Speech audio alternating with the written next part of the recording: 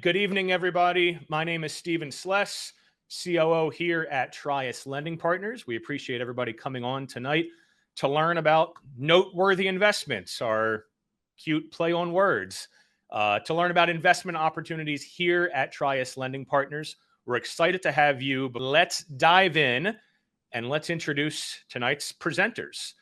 The first of which is our CEO, our visionary guru, and really the genius behind Trius Lending Partners, Josh Shine.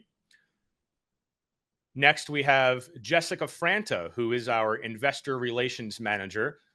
Jessica joined us recently, actually. She's a great new addition to the team. If you're a current investor, we do have some current investors on this webinar tonight. You're certainly familiar with Jessica. Jessica has a very interesting backstory. She's actually a former Navy SEAL logistics officer, and now our Trius Lending Partners logistics officer and investor relations manager. She's phenomenal. She'll make you money and she'll kick your you-know-what all at the same time. So love having Jessica as a part of our organization, and then myself as well. That picture was clearly taken before baby number 3 came. That hairline is receding rapidly. So we may have to update that picture here soon. Those are your presenters for the evening. You're going to be hearing from Josh and Jessica shortly. Moving on,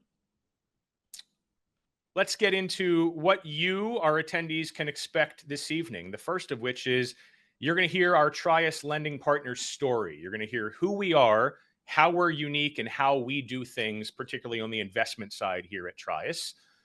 You're going to learn why to try us, a lot about our track record as a company, our track record accepting capital from private investors, and our proven, very unique process that makes us who we are and the reason why we can deliver the consistent returns that we've proven to deliver. You're going to hear about the exciting investment opportunities to put money in with Trius Lending Partners and to invest in a solid, stable, growing organization and receive really great returns along the way.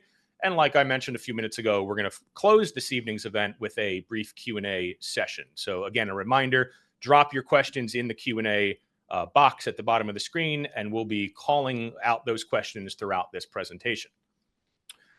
Let's now get into what we do as Trius Lending Partners. So we are a private money lender. Well, what does that mean? For 21 years, Trius Lending Partners has accepted capital from private investors. We pay those investors an 8 to 10% return on their capital, depending on the level of their investment. We then lend that money out to real estate investors and developers in the greater Mid-Atlantic. We're funding opportunities such as fix and flips, buy and holds, a wide array and a diverse array of property types: mixed use, multifamily, single family, commercial properties, retail properties. We do it all so long as it is non-owner occupied. And currently, Trius Lending Partners manages about $100 million, all from relatively local and private investors. So you'll learn how to become one of those private investors, reaping those rewards of those 8 to 10% returns throughout this presentation this evening. And the opportunity. Why are you here tonight? We have a lot of attendees coming in tonight. Why are you here? Well, you're here to learn how you can earn, as an investor, up to 10% returns, all with a company with a 21-year proven track record. And this is the key. Over those 21 years, zero investor losses. There's some investors on here tonight. And if we have some investors on here tonight, if you want to drop in the chat your experience with Trius Lending Partners, we would love to hear from you as well. Investors have been with us for a long time. They stick with us because of the way we do things, how we operate, our proven process, which we'll get into. These are all loans that are backed by first lien position mortgages, right? So they're safe, they're secure investments. The way that we underwrite is very safe and secure. Josh and Jess will touch on that as we go through this presentation. And of course, we're actively seeking new investors. And so that is the opportunity. That, I believe, is why you're here this evening. And we're really excited to dive in to explain to you how you can become an investor with our organization. With that being said, I'm going to pass it on to our visionary and our CEO, Josh Shine, and he's going to tell you more about the origin of Trius Lending Partners, our story. Over to you, Josh. Great. Thanks, Steve. Just to clarify, Steve Bond's picture is on there, and he's like, he's really the visionary. So I just want to clarify that. We got to watch out. We don't want to, disturb the visionary's vision. You know what I mean? So he's the original visionary. So Steve Bond, founder and chairman of Trius Lending Partners. So Steve started the company in 2003. Steve has a great story. I'll do a very short version. Steve had a full career in the men's footwear business, believe it or not, and retired. And if you know Steve, some of you on this Zoom do know Steve, and hopefully if you don't know him, you'll get to meet him if you dig in for more information from us. Steve's not a guy who's going to sit still. So Steve realized I'm not really one for retirement, and immediately jumped back into something else, and that was mortgage lending. And Steve was finding people out there who wanted to flip properties, wanted to move quickly. Banks, as we all know, are difficult and complicated, a lot of paperwork, a lot of time, a lot of effort, a lot of energy. So Steve realized there's an opportunity here to give people quick and easy access to money. And that's how this started. So Steve had his own money, took that money, started lending it out to individual real estate investors in the greater Baltimore region. And very quickly ran out of his own money. That means there was a lot out there, and then started going to friends and family and saying, we need even more money. And things continued to grow from there. I had been in the industry, in the mortgage lending and real estate industry since the year 2000, and was looking for a change. And so I got together with Steve. We had worked together in the past. And I said, look, let's see if we can turn this into something, maybe next level it. Turn it up a little bit. And Steve came on board. His son Dave came on board as well. And the three of us sort of started growing this to the next level and bringing a little more organizational, corporate, not too much corporate, still want to keep the secret sauce of what Trius Lending is all about, but work on sort of a steady, consistent growth. And that's really what we've been doing since then. And we've kept the secret sauce of Trius, which is paying attention to our customers, paying attention to customer service, most importantly, paying attention to our investors. And to Steve's point a few minutes ago, no investor has ever lost principal with us. No investor has ever missed an interest payment with us since 2003. There are people that have money with us, that have invested with us, that gave money to Steve to invest in mortgages in 2003. Now, 21 years later, have been getting a consistent double-digit return for all those years. Really incredible stuff. As we continue to scale and grow the business, we needed more people to get to the next level. And Steve Schless and I had worked together for many, many years in the mortgage industry. Steve came on board as our chief operating officer and really was able to focus on the day-to-day operations of the company so that Steve Bond and myself could, as many of you have heard before, work on the company, not in the company.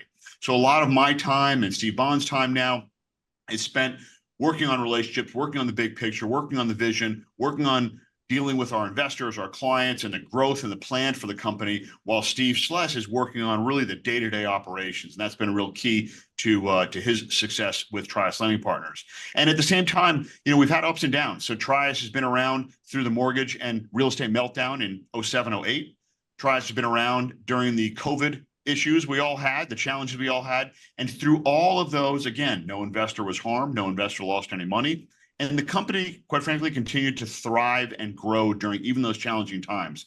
During the mortgage real estate meltdown, the company took some hits, licked their wounds, and we got back on the horse.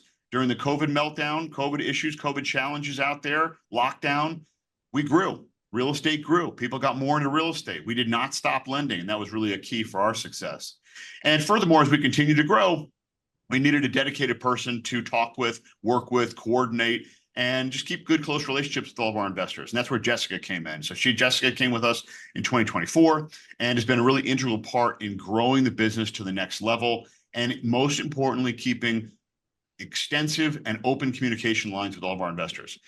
Jessica may not like me saying this, but she's on the phone with people day and night, text, call, email, whatever anyone needs at any time. And that's the kind of service we offer to our clients when they're borrowers. And most importantly, for the purposes of everyone on this Zoom here, for our investors. Any question, any issue, any challenge, any concern, Jessica and the rest of the team, but Jessica's the point of contact to deal with any questions, issues, problems, or anything of that nature. Okay. As you can see, over the years, we have grown significantly. So we only did a small sort of snapshot. If you go back to 2003, obviously things were smaller and continued that steady growth upward. And that's what gets us to just shy of 100 million right now. We're like literally pennies away from it right now. So it's really exciting for us. You can see that we continue to grow year over year. And the key is growing safely, growing conservatively, growing in a smart way. And that's been really key to our success. And that's been something that has been Steve Bond's sort of foundational mantra for all of us, that myself, Steve Sless, and Jessica, we've all translated and continued that foundational mantra, so to speak, of stay safe, stay smart, stay slow, but continue to grow, right? So we don't want to not grow, but at the same time, we don't want triple, quadruple, and quintuple every year. So you can see a nice, steady, consistent growth, which we continue to do, and we will continue to do that, but always keeping our eye on the ball for safety, for our investors, for safety for the company, for conservative and smart underwriting in what we do. And that's key to our success. So with regards to that success, everything is in-house and everything's controlled in here. And that's one of the big parts of what keeps us successful, keeps us safe, and protects our investors. We don't outsource anything we do. We visit our properties. We originate, meaning we sell the loans, work with the loans, work with our borrowers in-house on a day-to-day basis. Everyone is under one roof. Some people might be remote, but they're all employees of Trius Lending Partners. And that's been really important for our growth. We don't outsource the servicing. We don't outsource the sales. We don't outsource the underwriting. We handle everything ourselves. We manage everything ourselves in-house. That has been the way Steve started the business. That's the way we will always continue the business. And that's what we believe is the most important reason for our success, reason for our track record of consistency and consistent safe returns for our investors, and no issues, losses, or problems along the way. Every single borrower, we look at all of their credit. We look at background checks. We look at income. We look at assets. We visit the properties in person. We spend a lot of time, effort, and energy doing what banks and larger mortgage companies take sometimes days, weeks, and months to do. We do it in a much shorter, more streamlined way, but we're still doing all that work. And that's really the key to our success, is we're just as thorough, we're just more efficient and more nimble, and that's really key for us as well. Servicing the loans is another major aspect of safety and conservative for what we do. We are dealing with every payment every borrower makes. We're dealing with every distribution of a draw. If someone's getting a rehab draw, we deal with all of those in-house. Again, none of that's outsourced. So by having that control, we have our handle on every loan, our fingers on the pulse of every loan, every borrower, every dollar coming in and dollar going out. And that's really important to know what's going on in the business, to know the types of deals we're doing, to know and be able to see early on any challenges within the loan, within the servicing. If someone's slowing down on payments, we are very proactive in working with those people to work it out. We have a fraction of a percent default rate, and that is really what drives the business to success. And we turn down a ton of business. We have people calling us all the time, and we say, this loan isn't a fit for us. With all due respect, Mr. and Mrs. Borrower, you're not a fit for us. Maybe your credit isn't where we want it to be. Maybe your experience may not be where we want it to be. We do work with new people as well, but we want to make sure everyone has skin in the game, has a vested interest in the deal, and if they don't know what they're doing, they're accepting that fact and they're going to work with us, and we'll be holding their hand through that process. The other two points on the bottom there, equity-based lender. We are not an equity-based lender. What that refers to is there are a lot of people in this industry, in this niche, doing similar private lending who simply lend based on the property. So income doesn't matter, assets don't matter, credit doesn't matter. All they're looking at is saying, here's the property, it's worth $200,000. I'm willing to give you 50% of that. We don't do those types of loans. We want to make sure, again, the borrower has an ability to make payments on a monthly basis, has an ability to be successful with this deal, make money on this deal, and that the property is a safe and quality property. So we don't ever want to take back properties. It's not part of our business model. And we're not looking only at the equity, although we make sure we always have equity, but we're looking at the entire picture and the holistic sort of global underwriting, as we like to say, for every borrower. And consistency, expertise, that's really the final key and the final sort of nail in our success, okay, for our foundation and what makes us successful. We do the same thing over and over again, the right way, the smart way. We don't make random exceptions. We don't change the safety, the security, the conservative nature of what we do. And again, that comes from Steve Bond, going back now 21 years of doing it the right way, through good times, through bad times, through challenging times. That consistency and expertise, that's what really pays off for us. Jess, Yep. all over to you. Thank you. Thank you, Josh. You got it. Um, so I know Steve mentioned like my fun fact, but I think probably the more relative fun fact is that prior to being actually the investor relations manager for Trius, it's worth mentioning that I was actually a borrower. So I had done 9 deals as a borrower with Trius. My husband and I had grown our own rental portfolio, absolutely changed our lives. And while we're definitely here today to talk about the value that we have to offer investors, I do kind of want to personally sort of attest to the value Trius brings its borrowers. And that's important because borrowers return, and borrowers do have great borrowers have options. My family, we had options, and we kept coming back to Trius. And that is something as a potential investor that is really noteworthy, as Steve Sless would say. So with that in mind, kind of I'm going to talk a little bit about the what and the how in so much. So, returns, we've talked about, what we have to offer. And how we offer it is two primary key ways. So we have direct note investing. So you are potentially then directly investing on 123 Main Street. And we have the Trius Fund, which is a pool of the loans, that we similarly offer in the notes. The notes are open to both accredited and non-accredited investors, whereas the fund is open to solely accredited investors. And I work with people to determine what that means, who qualifies, and if that is an option for you. However, a similarity between the two is that all loans are in a first lien position. I know both Steve and Josh mentioned that. So in terms of an investment, it's the same safety, it's the same guarantee. We definitely, how we invest is that it is very much a personal relationship. So it is tailored to meet whatever your investor preference and needs are. Personal finance is personal. So I work with people to determine what is best, direct note investing in the fund. And then specifically, and I'll get into it in really the next slide, what if we are going to do some direct note investment, what that process looks like, and what you as an individual are seeking in terms of that note, so we can best meet it. Typical investment is 6 to 12 months. For the fund, we ask for a 12-month investment period initially, but our notes, if you're going to do a direct note investment, the average period is 6 to 12 months. Dominantly, our notes are 12-month notes with the borrowers, but they often are paid off in about 8 to 9 months. So if you make an initial commitment on a 12-month note, you can expect that might be paid off a little bit earlier. Our borrowers do have a requirement to essentially hold that loan for a minimum period. Otherwise, they have prepayment penalties. All of our investments are open to self-directed IRA. It's a process, again, I can help walk you through. And we also have some self-directed IRA companies that we can recommend if that is something you're interested in. And also pending essentially, if you have a 401k, pending sort of the originator of that 401k, your employer, if they allow you to roll over, or if you have, retired or in a position to roll it over, we can also accept 401k rollovers into note and fund investing as well. So a lot of options to invest your money, a lot of different ways to use your money that you may have been saving, and also kind of diversify your portfolio, which right now is a fantastic thing to do. So the note investment process.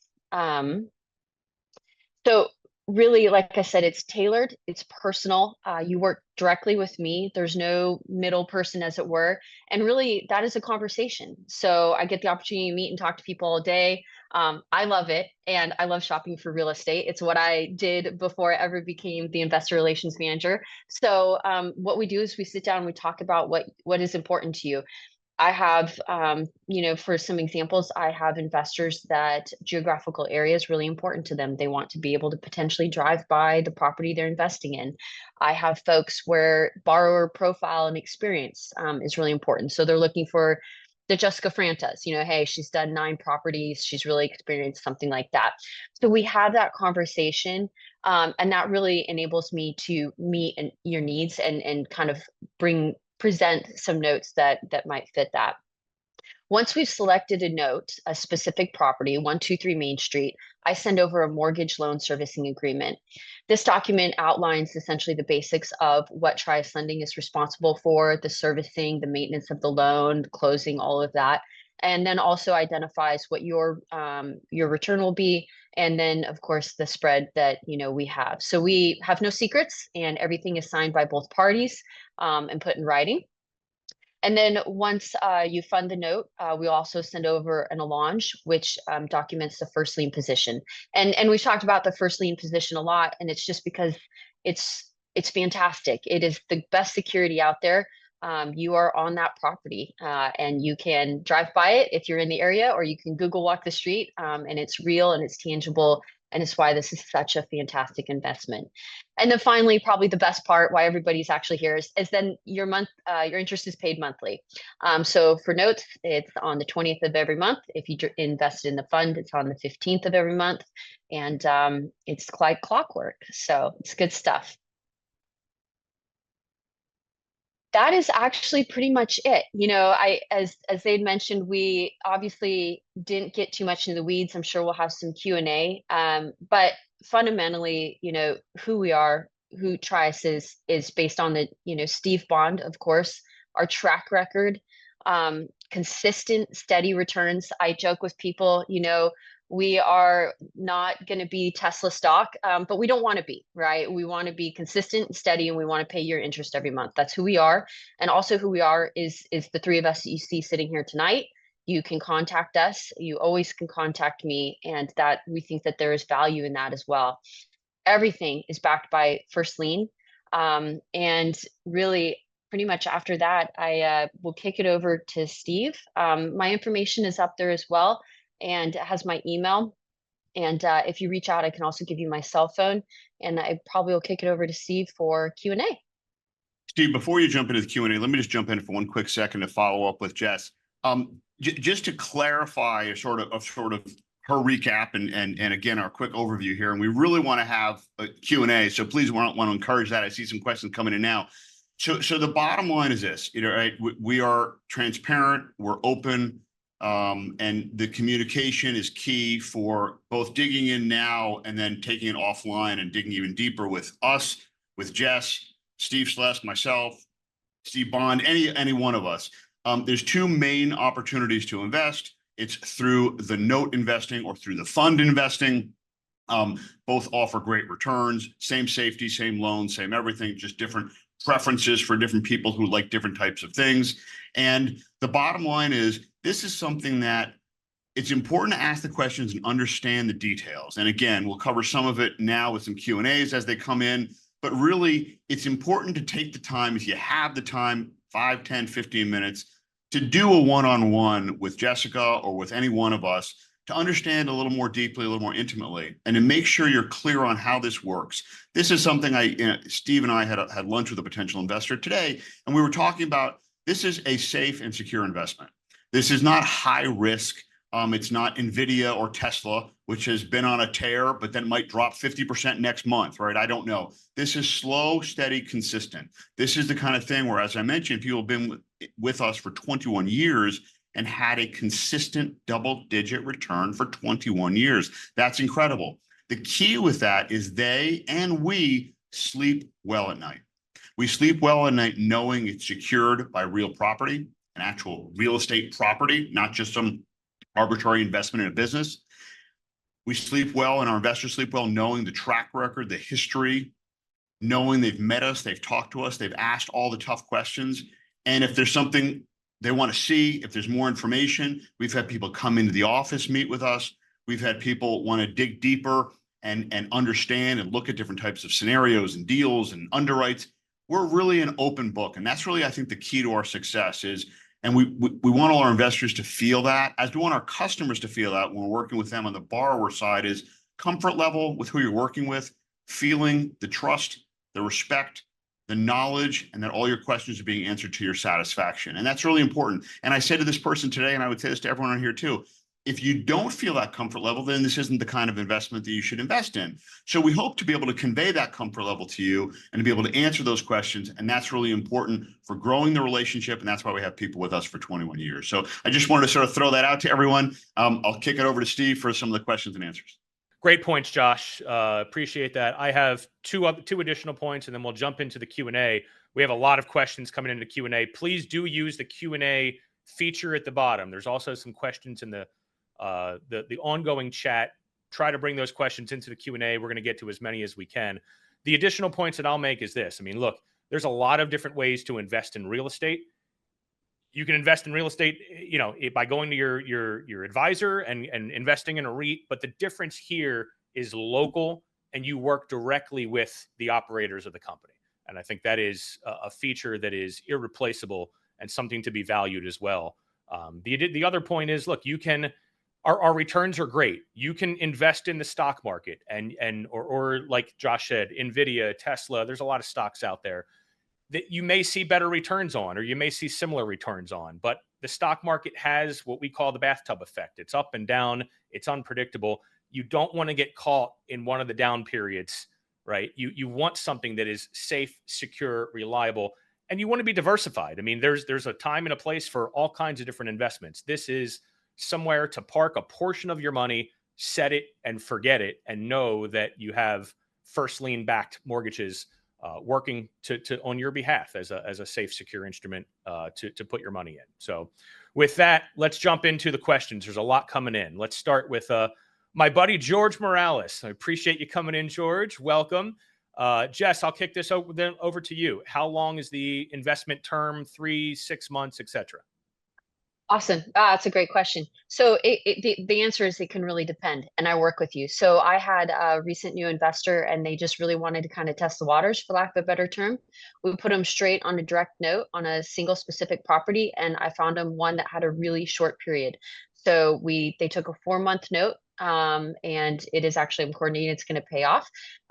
They have really enjoyed the experience and they're going to reinvest those funds. So I will say this, when you're doing note investing, there is kind of more to it, right? We invest, we find the property, you send your money, you receive your interest, and then it will pay off and we will return that money to you. And, we hope and believe you'll be satisfied. You want to reinvest that. So notes have kind of this life cycle. His is going to pay off after the 4 months and we'll find him something new. I think he was going to look for something longer, 6 to 12. 6 to 12 is your average. 12 is your dominating number, and that is all on the direct note side. If you are looking to do the fund, and so a little benefit to the fund is that you aren't dealing with payoffs. I guess you don't talk to me as much, so maybe that's a drawback, but we do tend to look for a minimum investment period on that. We like to ask for 12 months. But again, if you're trying something out and you just want to start, you reach out to me, you say, hey, Jess, I wanted to find a shorter note and kind of what I'm looking for, and I support that. Perfect. Thank you, Jess. What are the investment levels, Josh? So again, so on the note side, our minimum investment for any investment is $100,000. On the notes, that will get you into the note. On the fund, that will get you into the fund.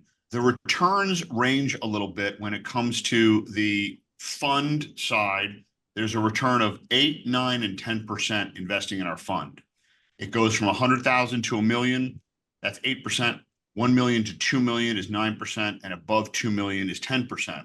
With the fund, and I don't want to dig too deeply into this, but there are tax advantages with the structure of the fund. It's a K1 at the end of the year, and there's a QBI deduction due to the structure of our subsidiary REIT under the fund. It's a little technical there. That would definitely be something to take offline because it's a few minutes to talk about there. Essentially, what it means is the return is juiced for the tax equivalent yield. So because of the K1 and the tax efficiency of the way it's structured, it's almost 2 points more than the actual return you're getting adjusted for taxes. So the 8 feels like 10, the 9 feels like 11, and the 10 feels like 12. So that's how people are in the fund. The other major benefit of the fund is reinvestment.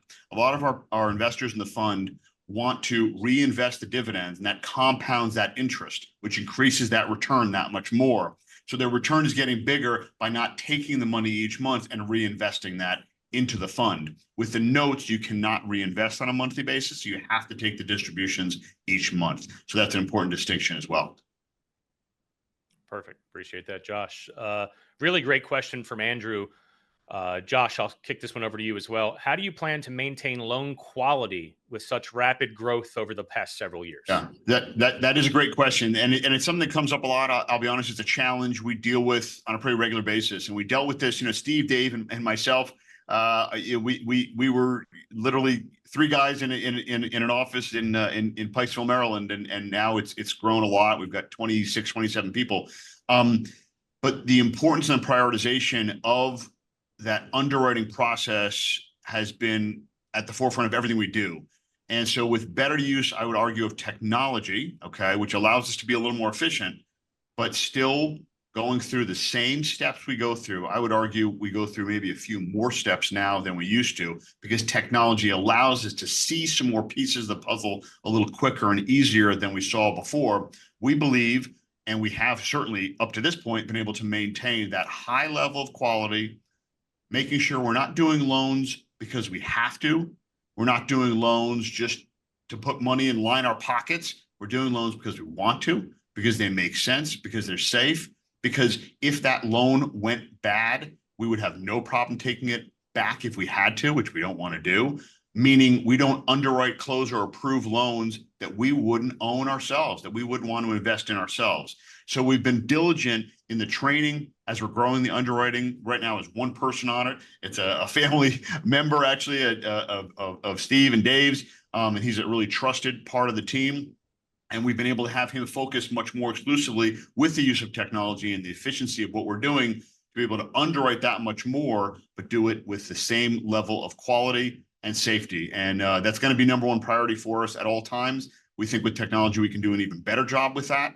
And that will not change for us. So if we get to a point, I'll end with this. We get to a point where we don't think we can maintain that, we will not continue to grow. I can tell you that for sure, because without the safety and security of those loans and of each borrower and each property, we're not who we are, and that's not who we want to be. We're not looking to be some large institutional bank. We're looking to be Trius lending partners with the same kind of track record, safety, and security for us and for our investors. It's not a question, but it's a statement from one of our longtime valued investors, Sadeep, in the chat section. I'm not going to read it. It's a long statement, but it's powerful. And Sadeep, we really appreciate you for putting that on there. Sadeep is an investor that's been with us for a long time, has brought in family, friends. He's one of our biggest advocates and our biggest cheerleaders, and he's somebody that's seen a ton of success with us, shared mutual success along the way. So if you have a moment, please read that. It sort of sums up who we are and what we're all about. Right. And it's the type of relationships that we cultivate with our borrowers, with our investors. And Sadeep, I can't thank you enough for putting that out there. We really, really appreciate that. Keep the questions coming, folks. We're going to stay on for a little bit longer. There's some good ones coming in. There's some very specific questions about self-directed 401ks. I think we'll get into probably a little bit too much detail to get into right now. I would encourage you to reach out to Jessica. Happy to dive in as deep as we need to. Some of it's probably a little deep for this webinar, but Jess, can you touch briefly on just 401k, IRA, the self-directed component as a whole, touch on that, and how does it work? Sure. I mean, especially from a I'm not a tax professional, but from a tax implication kind of standpoint, an important part of that in terms of self-directed 401k, IRA, Roth IRA is that if you're going to roll something over, you keep it like for like. Otherwise, you may have obviously some tax implications, and obviously consult your professional. But if you're doing like for like, we work with a couple companies that specialize in self-directed, accounts, right? Roth IRA or 401k. And really it's for lack of a better term, it's just some additional paperwork. Paperwork gets a lot of things done in this world. So you open an account with one of those respective companies, and then we sort of are able to, you obviously deposit funds into that account, and then really a lot of the process remains the same. So if you were going to do direct note investing, so both are, I apologize, let me back up. Both investment opportunities are actually available through the self-directed accounts, IRA, Roth IRA, and 401k. So you can be a direct note investor or a fund, and I'm working with you on that process. If it's a fund, we do the same standard fund subscription paperwork. And if it's a note, it's really the same process where we are still identifying notes. I'm still presenting them to you, reviewing and going over any questions you have. And then there is, on my end, additional paperwork, to work with the intermediary company. Your funds get sent in support of that note, and the interest is then, of course, directed back to that account. So it's just a little bit more admin is the really short answer. I gave you the long answer, and the short one is just more admin. But it's absolutely something I've worked with a lot of folks on and would be happy to do. So yeah. Great. Jess, can you take a moment and just touch on the returns? Are they different from note investing versus the fund? Right, absolutely. So, well, Josh had given kind of the high level overview of sort of, 100,000 to 1 million on the fund, 8%, however the 8 feels like 10, 1 million to 2, 9%, 9 feels like 11, 2 million and up for the fund, 10 feels like 12 because of those tax advantages and tax benefits. Again, I actually have sort of a pre-populated email. If somebody has specific questions about kind of the tax benefits associated with the fund, I've got a whole blurb I can send, which explains it really well. So just reach out to me. So notes, we tend to average around a 10% return. But not all of our borrowers are offered the same rate. And so that will sometimes reflect in also the rate that we are able to offer an investor. And so, we've got folks that they're incredibly strong return borrowers who honestly are capable of being investors themselves. They use us as a strategy to close a deal. And so they have a lower borrower rate, and as such, I've got investors that really, really like experienced borrowers, professional rehabbers and flippers. But I'm only able to offer the investor 9%. And I say only, it's still a great return. So they get 9%, but they get somebody that might have their own rental portfolio of 30, 40 houses. I mean, just fantastic security. And they're super happy with that. Like I said, we tend to average around 10%. Once in a very long time, almost never I can get over that. It really does average at 10%, and sometimes a little lower if I have an incredibly strong borrower that has a great history and track record with us. Hope that answers it. Yeah, there's one more question in the queue. If you have questions, send them on. We're going to hang out for about 5 more minutes. There's one, Josh, from a current investor about the reinvestment process. So of course you can reinvest. Can you speak, Josh, to particularly on the fund, the magic of the compounding interest and being able to reinvest your interest? Well, yeah, I mean, so adding on investment. So a few things I would say on that. A lot of our investors have come into us with a $100,000 minimum and then wanted to add on to it at different times. Obviously, with the compounding interest, the interest they're earning is growing their principal. So over time, their principal is getting bigger and bigger and bigger. But people come back to us on a sometimes monthly and quarterly basis and put more money in. When they invest additional money, the $100,000 minimum is not a requirement anymore. Now, having said that, someone said, can I put in $2,500 a month? I said, it's a decent amount of paperwork and moving parts for us for $2,500 a month. But we've had people do $10,000 or $15,000 or $20,000 every 60, 90 days. We have someone who does it a little more often than that. We have someone who does about 100,000 every quarter. So different amounts can be added to increase it. Really, the idea is that the threshold, sort of the baseline threshold, is $100,000. And then once we've hit that threshold, any amount can be added to it. So that's no problem at all to add and increase over time. In the fund, it's very easy to do. On the note side, it's also not that hard to do. So once someone's in a note, they say, I'm in a note for 100, 105, 103, whatever it might be. And they say, hey, Jess, I've got another $63,000 or $54,000. Can I put that in? Absolutely, we can take that as well, and it'll increase that overall amount of funds that someone has. And I'll say this too, with regards to the note versus fund investing. We have some people who still do both, right? I mean, again, it's that preference for what's your comfort level. You're safe either way. The returns are there either way, but it's just a different comfort level for different people and how those returns work and compounding of interest as well. But you can always add on at any amount once you've hit the 100,000 threshold. Perfect. Josh, great question about foreclosures and how do we handle loans that go bad? Can you speak on that? So as I mentioned a few minutes ago, we don't close a loan. We won't close and fund a loan that we wouldn't want to take back ourselves, that we wouldn't want to own ourselves. And that's really a major aspect of our underwriting guidelines. We ask ourselves that question. There are really 2 main questions we ask. And this is from Steve Bond early on. He's giggling, I'm sure, watching this right now. Number one, would you put your own money into it, right? So myself, Steve, Jessica, Mike underwriting, Dave, any of us, we're looking at the deal and we're trying to decide, what do we think about this deal? Do we like it or not? If there's a question or a little iffy, the question is, would you put your own money in it? I have my money in this, in the fund, in loans. Okay. Steve Bond does, Dave Bond does, we all do, right? So it's a real question we're asking, but it's a good test of sort of our quality of what we do. So we say, would you put your own money in it? And if the answer is not yes, then we shouldn't close the loan. The second question is, would we be okay if we took that back? If we had to take it back? It's very rare, but if we did have to, would we be okay with it? The answer always has to be in the affirmative. If the answer is, if I want that, then why are we lending on it, right? We're not looking to lend on junky types of places, right? It's just not what we're doing. It should be good quality properties, good quality potential in those properties. So when things do go bad, and sometimes they do, right? I mean, things happen, right? Number one, the investor is never impacted, okay? The investor is always made whole. So what might happen is you might say, hey, Mr. or Mrs. Smith didn't pay this month.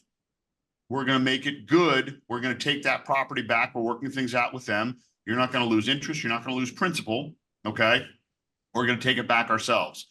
No one accrues any costs except us. No one eats any fees except us. No one's impacted by it all, quite frankly, except us, okay? That's what we're here for. That's our business. That's what we do. So in those situations where we have to take it back, we've done a handful that have been foreclosures and gone to auctions and that whole process. We've done some where we essentially it gets signed over to us. It's called a deed in lieu foreclosure. We've done others that are different workouts. We've worked with the borrower, but the investor, most importantly, anyone who's on this Zoom listening, they're not accruing any costs, any fees, any legal fees, any issues, any challenges, any stresses at all, because we take care of everything, all the costs, all the payments, all the issues. If there's a legal fee or a foreclosure fee or any other fee for anything, we take care of it all. And you as the investor is always made whole on your principal and on your interest. And that's the most important thing. So we might have to take some hits and we're comfortable doing that. We're comfortable taking back that property if we have to, or selling that property, whatever we might do. We have no problem doing that. And the investor is not harmed, impacted, nor does the investor accrue any additional expense or cost whatsoever. Josh, can you speak? There's a question about what is the typical spread between lending and investor return? Yeah, that's a great question, Lester. Good to see you on there as well. We're very transparent about this. So what we charge to our borrowers is generally between 13 plus or minus % interest, and generally 3 points. A point is a percent fee, plus or minus. So we are grossing generally 16+% in what we're lending it out at. And as you see from tonight, we're paying out on average 10%, okay? And so that's the math there. That spread is what covers our costs, right? So that pays for 26, 27 people, our marketing, our sales, our commissions, our servicing, our losses, our reserves, of which we have significant reserves. We always keep money in the kitty. We run a very safe business. We don't have debt on the books. We don't do that to grow our business. We've grown from our own organic business. And so those reserves are important for us to have for rainy days, for emergencies, for takebacks, to make sure investors aren't harmed and aren't impacted. And then hopefully some profit at the end of the day. We're not a nonprofit, so hopefully the company generates profit as well within those margins. And so the margins are healthy enough to be able to cover issues, problems, challenges, pay everyone, continue to grow our business, earn some profit for the business as well. And most importantly, make sure that there's always enough to pay our investors.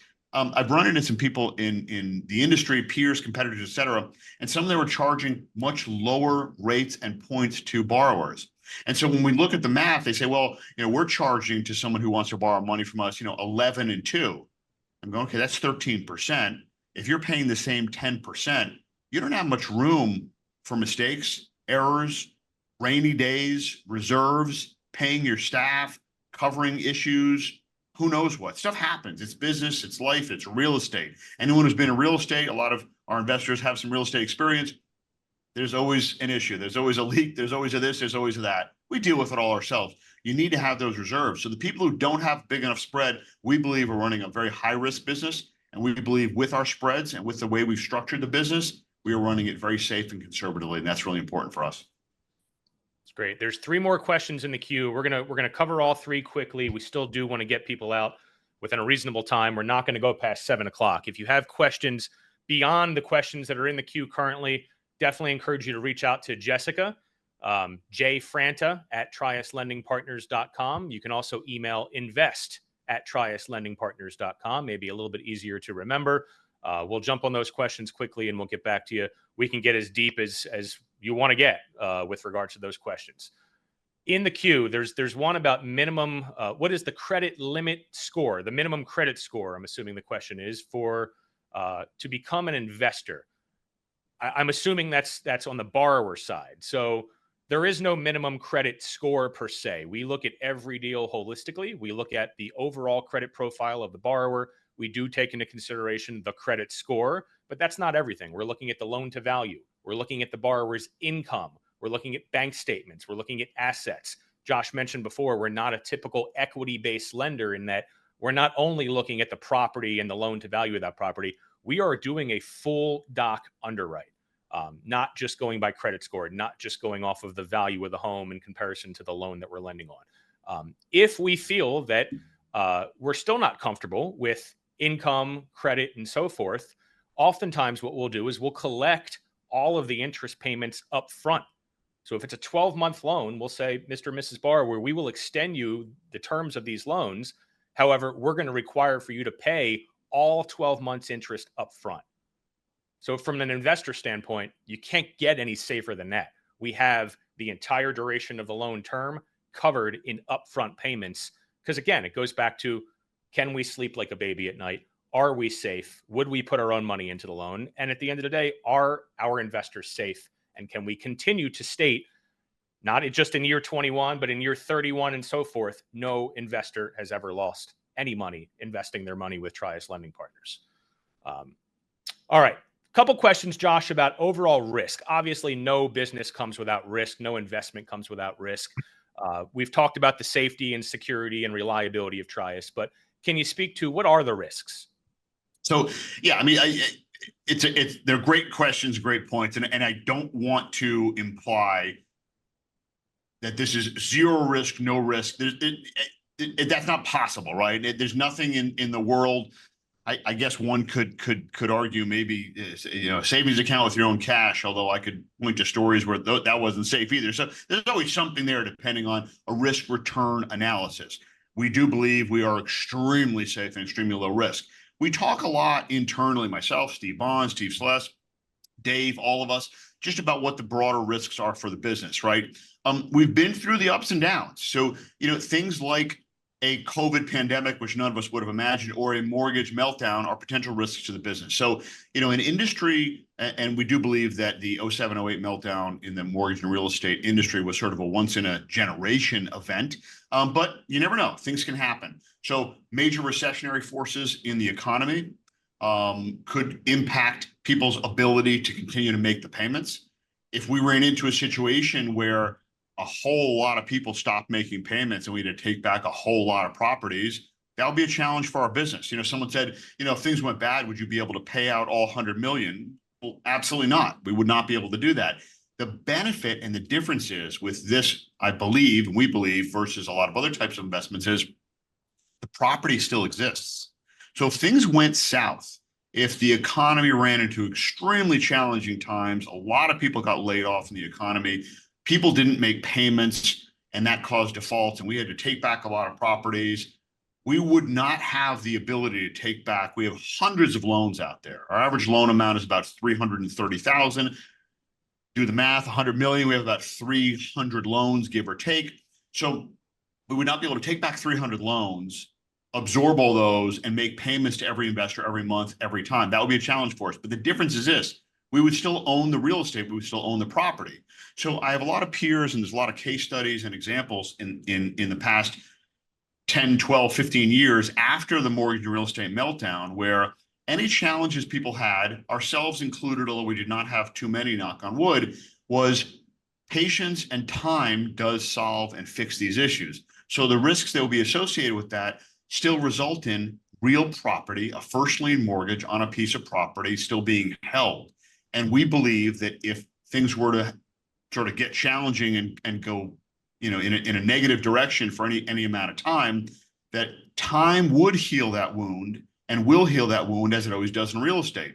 In real estate, the question always is not will I make money? It's how long will it take to make the money? Sometimes if you buy it at the high, you're going to have to wait till it goes back through a cycle again, get to a new high. If you buy at the low, it might happen sooner. But at the end of the day, in real estate, time does fix and cure all ills. Maybe it's 3 years, maybe it's 5 years, maybe it's 7 years, maybe it's 10 years. I know someone who is in our industry who had to take back about 25 properties in 2007, 2008. 10 years later, he was doing great on them and was able to pay back investors and recoup the money at that point. But it did take a lot of time for that to happen. So those are some of the challenges we think could be a risk associated with things. Other things are the area or the region or the values going down. That is certainly a risk as well. What would that do? Well, values dropping wouldn't automatically impact people's ability to make payments or to refi out immediately. Eventually, that could impact their ability to pay us off. So if someone can't sell the property to pay us off with profit, that could be a challenge. If someone can't refinance, if they're doing holds, that could be a challenge as well. So the broader economy and property values depressing down significantly in the Mid-Atlantic region would be a challenge. The way we would combat that, and we were combating that right now, is we are trying to make sure we're diversifying geographically a little bit better.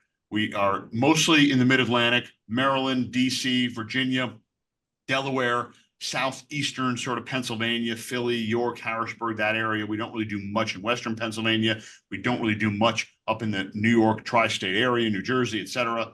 We're doing a little bit more down south on a very selective basis. Having a diversification of areas is helping us to be safer as well. But certainly if the entire Eastern Seaboard or the entire United States had a large real estate crash with regards to values, that could be a challenge as well. But I would still go back to what I said before, which is we still believe that the safety of being in a first lien position on a property that has good equity is still a great position to be in. It might take time for that to recover. All of the properties, all the deals we do, and I don't want to dig too deep here and I want to respect everyone's time, they are putting skin in the game. They're putting a down payment always towards their purchase price. So we're not lending at 100% or 90% or 80%. Generally, we try to lend at between 65 to 70% of the after repair value. So there's significant equity in that property. There's always equity in that property if and when we have to take it back. Now, if property values drop significantly, that could present a challenge.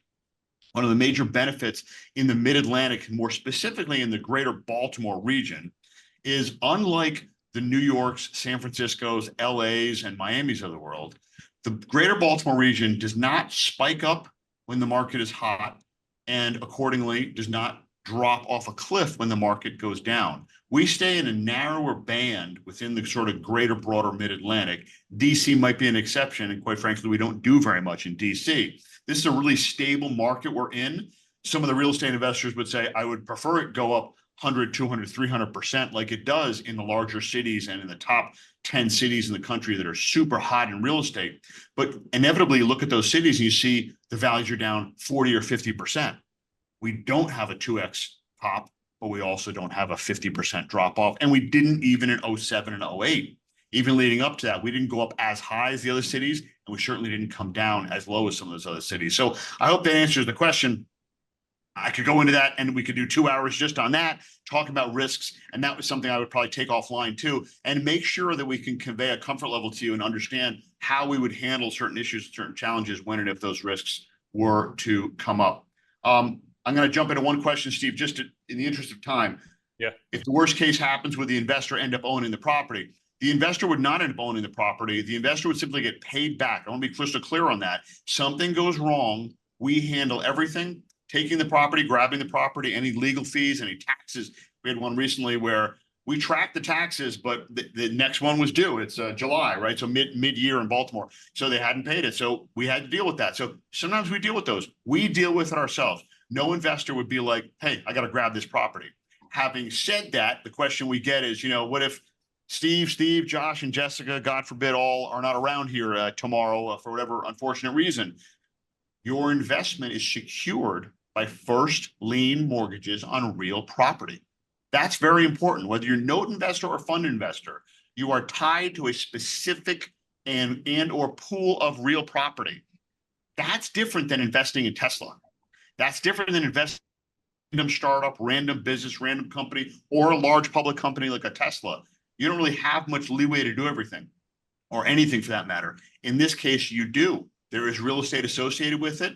We are finalizing actually our audited financials through Rosen Saperstein, a large local accounting firm that's doing an independent audit to confirm and be able to provide that verification to our investors for additional safety to know that we're not just writing random stuff on paper, that every lien is recorded in the Maryland land records. And we have people in other states and counties when we're in those as well. I have some investors who said, show me where they're recorded. And we pull up hundreds of loans that are recorded in first lien position at the courthouse. That's really valuable. And that's really different than just investing in a random stock or company or business that you may or may not know much about, may or may not have any control about. This has real property behind it. We think that is the game changer in this type of investment and changes and impacts the dynamic of the safety, security, and long-term viability, and ultimately lower risk as well. Absolutely. There was one question that we may have missed. I thought we covered it a little bit, but I'll cover it again just to make sure. So a current investor wants to reinvest. You do not have to then reinvest another $100,000 once you. Right. Once Yeah. you I did cover that briefly, Steve. Yeah, I did cover that quickly. Any amount is fine. Once we've hit the 100,000, we have people that do small amounts, minimal amounts at different intervals. It can be at any time. No problem at all. We're very open-minded to that. Essentially, and I don't know if we're getting close to ending here, Steve, but the business is growing at a nice pace. We turn down a lot of loans that are not a fit for us, borrowers we don't like, properties we don't like. But we also find ourselves turning away deals because, quite frankly, we don't always have the funds to fund those. And no business wants to ever turn away business, right? Turn away good quality deals, a good quality deal with good equity, a good quality deal with a great borrower with great credit, a quality deal where someone just needs to close quickly. And for that call, and it's usually Steve Sless, myself, Henry, our sales manager, or maybe Dave Bond, we have to call and say, I can't close that right now. We're sort of maxed out right now. And it's a great problem for our business to have, but it's still a problem. And that's really where new investors are so important to what we've done. And, I'll say this as well. We've turned away and continue to turn away institutional type capital. We don't want to go down that type of a path. We want to stay grounded, stay local, and stay to be Trius who we are. That's friends and family investors, people who know us, people who meet us. It doesn't mean we're friends with everyone on this Zoom right now, but we hope to be. And we do our annual investor dinners. We know people that invest with us. They know us. They see us face to face. We think that's really a difference. That touch and feel and relationship provides a comfort level and safety and security for this investment. That's why we're not trying to be a bank, okay, or some large institution, and we're not working with those types of partners. That's not what we want. And that's not who we want. We want to work with investors who can understand and reach us and ask questions anytime, any day about anything. Really important for us. Absolutely. All right. Our hour has flown by and this presentation is coming to an end. So in closing, we appreciate everybody being on. Like Josh said, we're always looking for more investors to come on and be a part of the Trius family. If you are interested or if you have any additional questions, please reach out to us. Jessica would be your go-to, your point person, your main point of contact, jfranta@triuslending.com. You can also email invest@triuslending.com. Jessica, you won't find better customer service. She's phenomenal. We'll work with you to customize your investment, whether you're a note investor or want to be in the fund. Your questions will be answered, and we'll work to make sure that you're happy 100% of the time, all the way. Josh, any closing remarks? Thanks for spending the time. We appreciate you spending the hour with us. If you have any questions, again, can't emphasize enough, reach out. We want to make sure we've answered it. We want to make sure you have a comfort level. There's no bad question. There's no stupid question.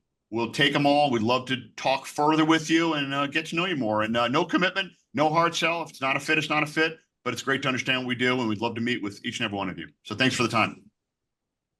Absolutely. All right. Thank you, everybody. Thanks. Good night. Thank you.